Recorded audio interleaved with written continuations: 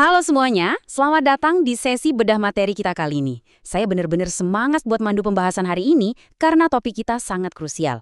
Oke, kita langsung masuk aja ke intinya ya.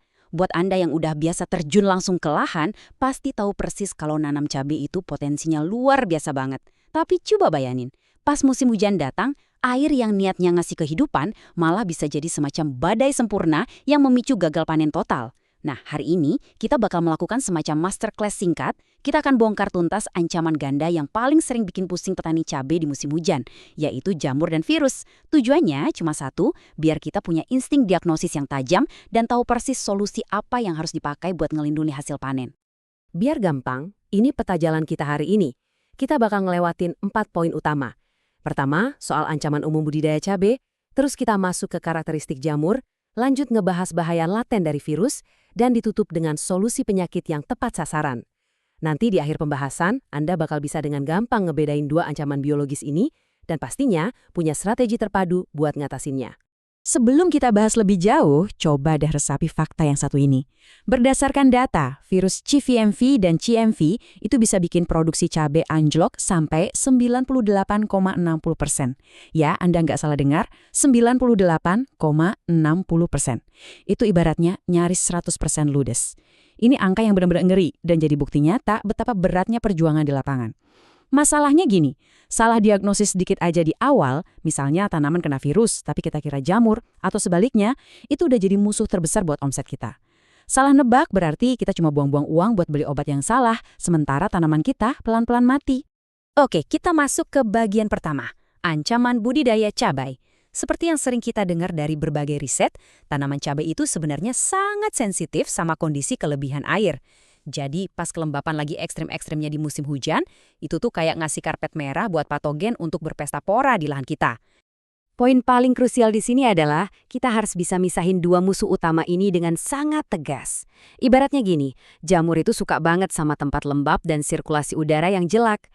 Kalau jamur yang nyerang, kata kuncinya pasti selalu berhubungan sama busuk, bercak basah, atau layu mendadak. Nah, beda cerita sama virus. Virus itu nggak peduli tanah Anda mau lembab kayak kering kayak, dia disebari lewat serangga dan nyerang sistem tanamannya langsung dari dalam. Kalau virus, kata kuncinya itu kardil, daunnya berubah bentuk, terus menguning terang. Tapi ingat, nggak ada yang busuk. Jadi kebayangkan, jangan sampai kita capek-capek nyemprot fungisida berliter-liter buat tanaman yang sebenarnya lagi diserang virus. Benar-benar nggak akan ada gunanya. Lanjut ke bagian kedua, karakteristik jamur. Pas lagi musim hujan, genangan air itu gampang banget muncul, tanah jadi lembab banget kan? Di momen krusial inilah jamur pembawa antraknosa atau yang lebih kita kenal dengan sebutan patek dan juga fusarium bakal berkembang biak dengan kecepatan yang super gila. Lihat deh, betapa ngerinya efek layu fusarium ini kalau udah menyerang. Gejalanya itu mulai dari daun paling bawah yang tiba-tiba layu, terus pelan-pelan menguning, dan menjalar terus ke atas sampai ke ranting yang masih muda. Secara harfiah, jamur ini tuh mencekik sistem pembuluh tanaman dari dalam. Kalau dibiarin gitu aja, nanti bakal muncul hifa putih kayak kapas yang nutupin jaringannya. Ujung-ujungnya, cabai-cabai muda yang belum matang bakal berguguran semua ke tanah. Sedih banget liatnya. Sekarang kita pindah ke bagian ketiga, bahaya laten virus. Kalau jamur tadi ngasih tanda-tanda kerusakan fisik dari luar yang jelas kayak busuk, virus ini lebih licik. Dia itu patogen super kecil, nggak kasat mata. Sifatnya parasit obligat dan hidupnya itu nongkrong langsung di dalam sel tanaman kita. Dan yang paling bikin gregetan, virus ini 100% kebal sama semprotan fungisida kimia yang biasa kita pakai. Coba perhatikan baik-baik gejala klasik dari infeksi virus Gemini ini. Kita bisa lihat jelas tulang daunnya menebal, daunnya jadi mengerut atau melengkung ke atas, dan ada perubahan warna jadi kuning terang yang khas banget. Perhatikan deh, daunnya tuh nggak membusuk atau bau. Tapi jangan salah, sistem fotosintesis tanaman ini udah hancur berantakan. Pertumbuhannya langsung mandek, kerdil, dan kalau infeksinya udah parah, say goodbye deh, tanaman nggak akan mau berbuah sama sekali. Terus yang jadi pertanyaan, virus ini datangnya dari mana kalau bukan dari tanah yang basah? Nah, kenalin nih dalang sesungguhnya, Bemisia tabaci, atau yang sering kita sebut kutu kebul. Ini tuh serangga penusuk dan penghisap yang ukurannya cuma sekitar 1–1,5 mm, sayapnya dilapisin lilin warna putih. Jadi, virus itu disuntikin langsung ke dalam jaringan daun sehat pas kutu kebul ini lagi asik menghisap cairan tanaman. Makanya, kalau mengatasin virus, fokus utama kita adalah mutus rantai penularan dari serangga vektor ini. Mengetahui akar masalah itu ibarat kita udah menang setengah pertempuran. Sekarang kita masuk ke bagian keempat, solusi penyakit yang tepat. Dari materi yang kita bedah, kesimpulannya jelas. Kita nggak bisa lagi cuma ngandelin satu cara.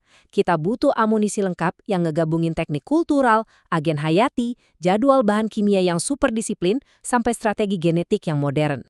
Kita mulai dari teknik kultural yang simpel tapi dampaknya kerasa banget. Namanya wiwil, atau membuang tunas air di bagian bawah tanaman, apalagi buat cabai rawit. Kenapa sih ini penting banget? Dengan membuang tunas samping di bawah, kita itu bikin efek kayak payung buat tanamannya. Sirkulasi udara jadi lancar, kelembapan di sekitar pangkal tanaman langsung turun drastis, dan sinar matahari bisa masuk dengan leluasa.